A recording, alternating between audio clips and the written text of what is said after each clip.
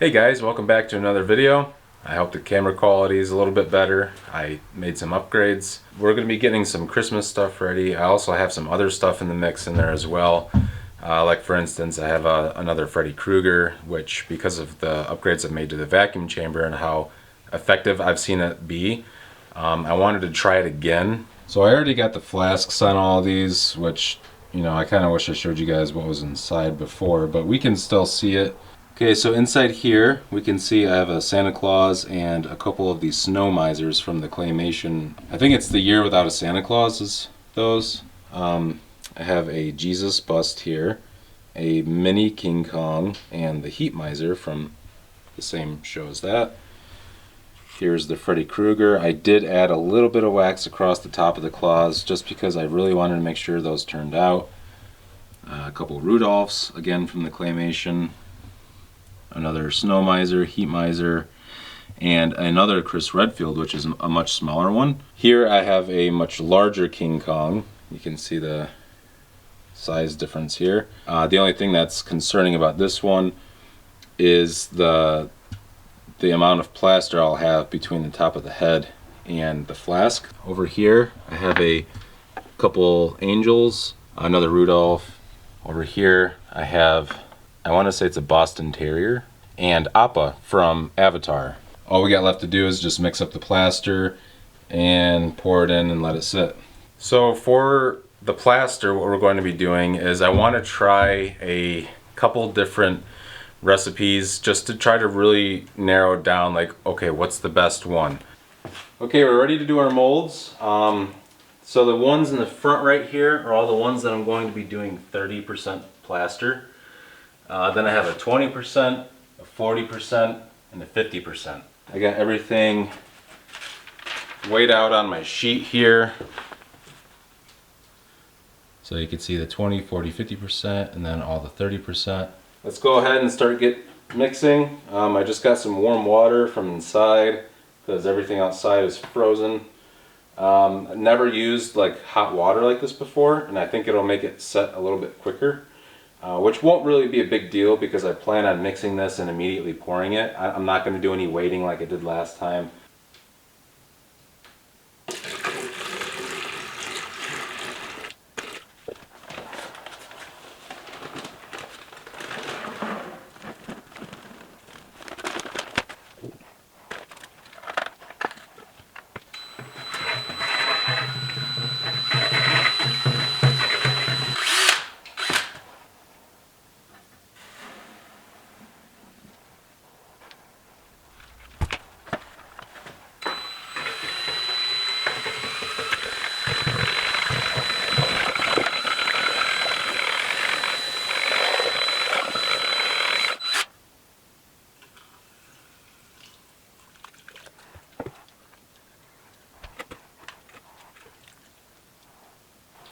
If I can dump some of this back out. No! Oh my god! No! God! No! God, please, no!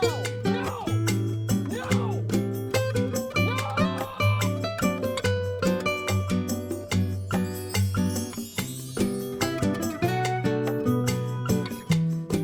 Alright, that one I'm going to have to do off camera.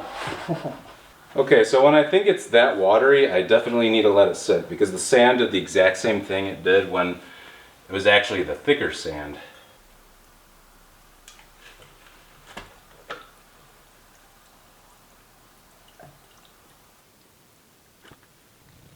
Kind of messed that one up, but the only real important one that I wanted to test was my old recipe. So the 50-50.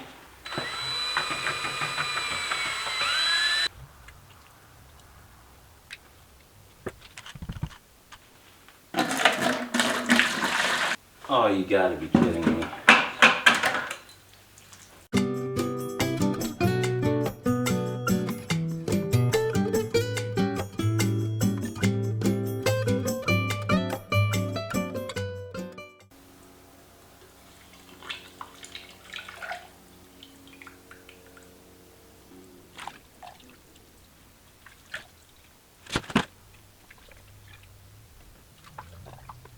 That was actually really good.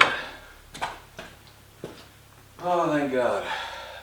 Oh, my back.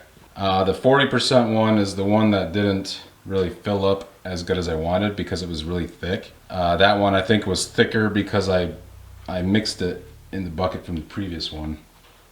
Okay, it is 11 o'clock at night and I got to get these off the plywood bottoms, and then we're going to put them in the kiln for about 5 hours at a double low temperature, and that should be around 300 degrees. After that, we're going to crank it up to double medium, which will slowly ramp up to about 1350, 1400 degrees. That'll be over the course of about 10 hours. And then after that, we have a slow ramp down period, about 3 hours. When I filmed this, when I filmed the 20% off camera, I also had another leaky bucket. So this was just a catastrophe, as you can see.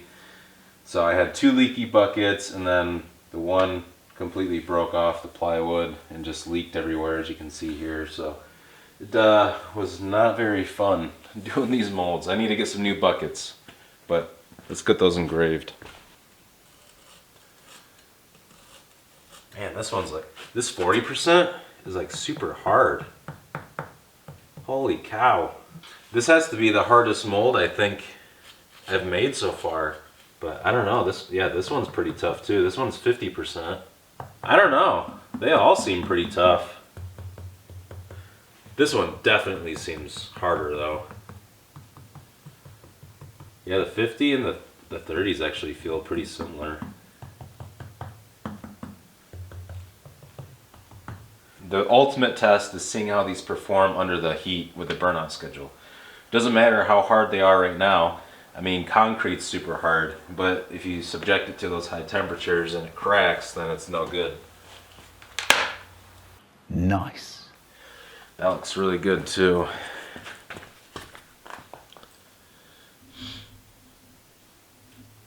So you can see the wax still there. That's got to get burned out. And you can see the PLA inside. This will all get melted out and evaporated.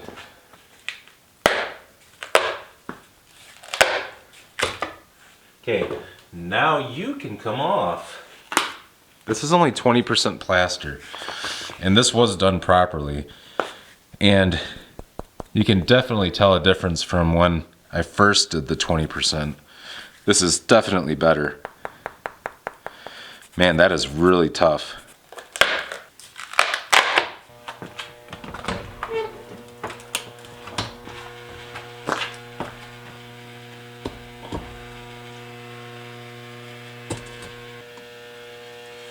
Better.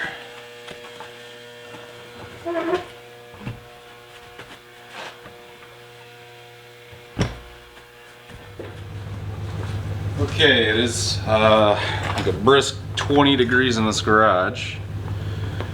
It's like 11:40. So we got about 2 hours left of our burnout cycle before we got to start cooling it down. So let's go ahead and open this up and see how we're doing.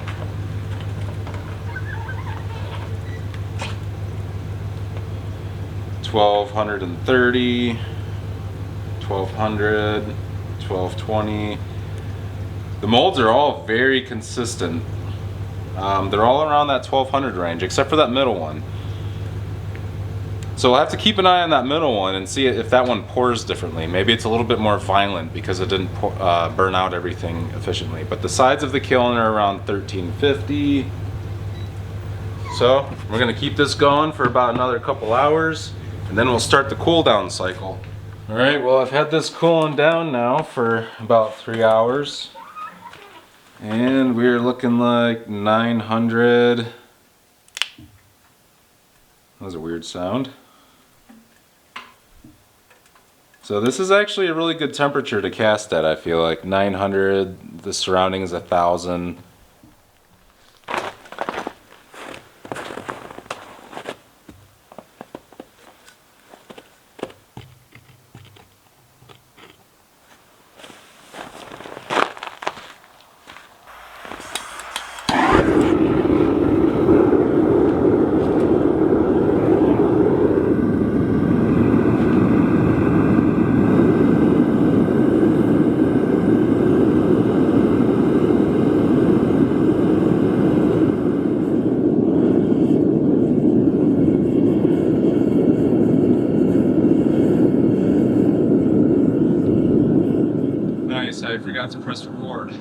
Awesome. The vacuum pump was being a little weird. I don't know what's going on.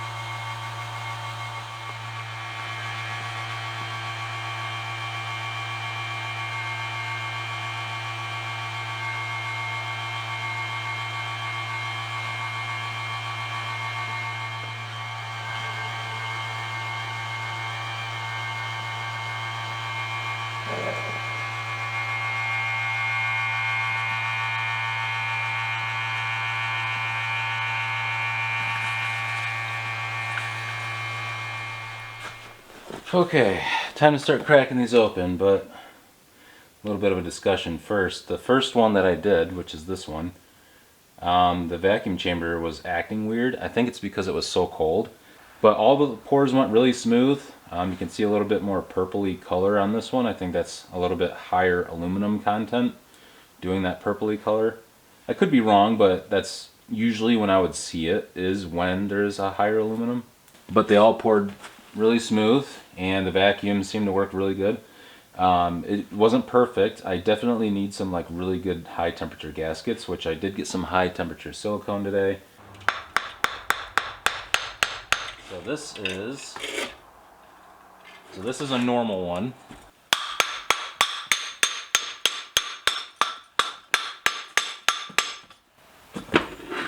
Oh my god, why is it just breaking? Oh, it must be way too high of aluminum.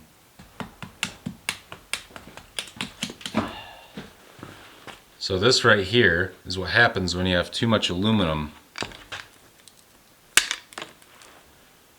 It just shatters. And it's very brittle. See, I just snapped off the leg. It's very brittle. You don't want high aluminum. I thought I stirred it enough to make this not a problem. But I still must have had way too much aluminum.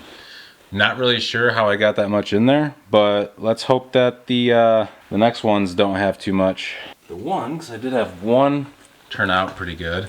I'm gonna let him cool down very slowly, so hopefully it'll kind of like temper it a little bit and make it not so brittle, but there's a pretty good chance it'll still be brittle. I'm just gonna try to be careful.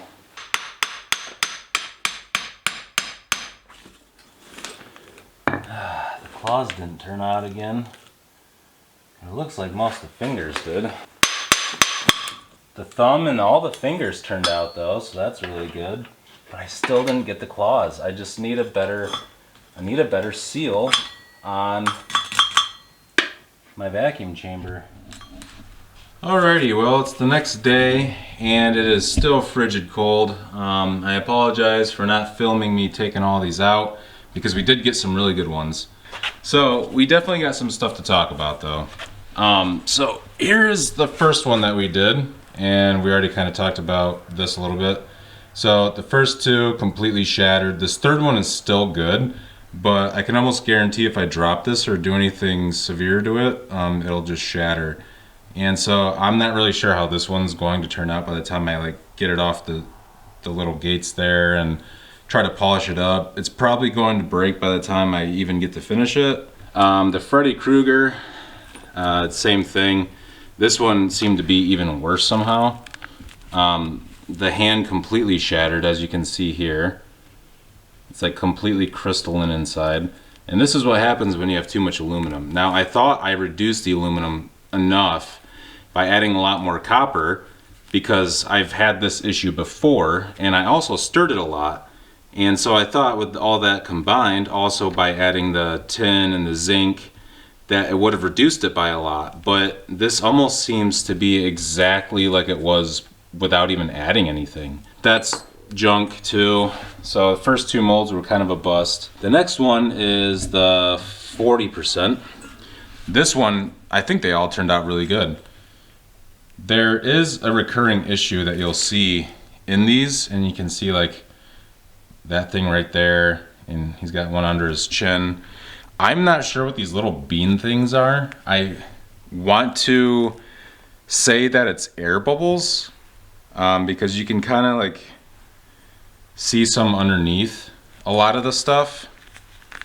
But I don't understand why like this one right here would be on the side of the pattern. Like, why would an air bubble stick right there unless it just solidified so fast that it didn't have a chance to get out? And I'm really hoping I can clean those up or just pop them off somehow. I'm hoping they're not like embedded into the part. But like the texture of this 40% one turned out amazing. Everything turned out really good except for those air bubbles. But the surface texture on them looks awesome. Now this is the 20% one, and this one definitely has some issues. Like you could see the Chris Redfield base right down there. Didn't form all the way, but that looks like a misrun. So that's when the metal doesn't fully form because it cools down too rapidly. And then you can see a bean right on the side of his face, like the most unfortunate spot. There's a little one right on his weapon here. There's some beans on the heat miser, and his hands didn't form all the way, or maybe they did and I just had too much wax. But I think he is salvageable, even if the hands are just kind of rounded. You know, it's a cartoon character anyways, it should be fine. But the snow miser, his staff didn't turn out, and his fingers luckily all turned out, which is great. But his staff and part of his leg here, you can see it didn't turn out. And that's a cold shut. So a cold shut is kind of like a misrun, except the two streams of metal, they flow in opposite directions and they don't form, probably because of like differing temperature or something. And so that didn't form, but the platform mostly turned out for him, which is kind of cool. So I might try to weld his leg back together and maybe weld a little piece of his staff on now that we have our silicon bronze welding rods. I'm gonna try to fix him a little bit, but okay, on to some better stuff. 30% here. The rest of these are going to be 30%. This is King Kong, and the detail in his like arm muscles and just his body overall is incredible, like unmatched. This 30% recipe I feel like is the perfect balance. It's just like, the more I look at it, the more I'm amazed, especially the forearms. It's just incredible. Again, unfortunate bean in the mouth. The feet all turned out, the fingers all turned out, being on the elbow here. So overall, really good. There's just a small little piece of flashing right there. Another 30%. Pretty unfortunate bean right there. Honestly, you could maybe leave that one. A smaller King Kong, and his feet turned out even better. His hands turned out even better, which is honestly amazing. I am not sure how this smaller King Kong turned out almost like better than the larger one. I would have expected the fingers and everything on the larger one to turn out a little bit better, but this guy looks even like more flawless. The vacuum chamber definitely worked on this one.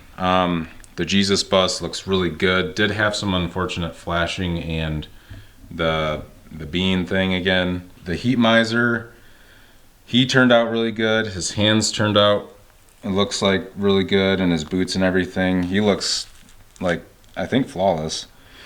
So he's a good cast. Looks like he's got a bean on his butt there. So hopefully I can just pop all those off, but might have a lot of grinding work to do, which I'm pretty used to that, but I'm hoping to get past that soon. So here we got a double Rudolph. The Rudolphs unfortunately had the beans on the mouth, and the legs for some reason did not form on two of the legs for both of them, like almost identical issue for both. At first I thought it was maybe I poured like more on the left side and it like filled in one side more than the other, but they're on opposite sides of the bodies. I really don't understand what happened there. I'm gonna have to try to weld those front legs back together, but this is gonna be a little bit tricky. The platforms did turn out, which is insane because these platforms are crazy thin, but it is obviously like the last part to fill up, so not too surprising. I'm wondering if the platforms filled out because they just took metal from the legs. And then last but not least, we have the Boston Terrier and Appa. These both turned out really good. It looks like the Appa kind of had a blowout on the bottom of them. I'm not sure how bad it is. It seems like it might just be some flashing, because when I started looking inside, it didn't look too bad.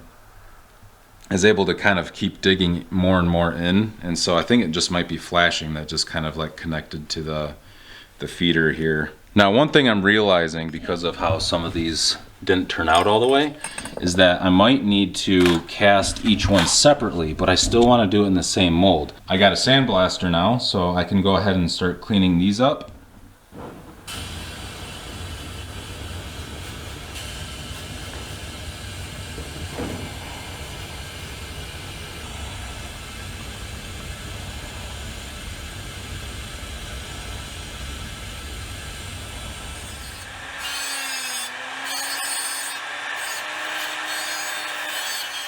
Got these all sandblasted, and I got them all touched up. I got the bottoms all smoothed out. And look how freaking awesome these look, even just sandblasted. Rudolph looking good. Heat miser's looking good. And the King Kong's just, God, it's just mind-blowing how small this one is. I mean, it's still a decent sized statue, but I mean, like, compared to this guy, and just like the way the fingers and all the toes came out and all the muscle tone, even his teeth, little nubs. This is gonna look so freaking good when it's done. So now that I got these all done, all I really got left to do is take these inside and get the patina on them, and then I'll bring them back out here. Well, I'll show you guys how dark it is. It's gonna be almost black, and then we'll do the final polishing and buffing. Okay, it's the next day, and I got these all oxidized. I used that liver of sulfur solution. What you do here is you just get the background basically black, so that way you can highlight the high parts, and it'll give it some really good contrast, some good like color and some good like depth perception. And you'll see what I mean here in a second as we get working. I did get some new wire wheels, but I don't think I'm going to use these because these might remove the patina a little too quick. And so what I usually use is these little things. These are like 400 grit, and then I'll use this and just lightly like gloss over the highlighted or the high areas. The clear coat on the Appa worked out really well. I will probably go through and just buff it again just to make it really shine, and then do another clear coat over top of it after I get everything done.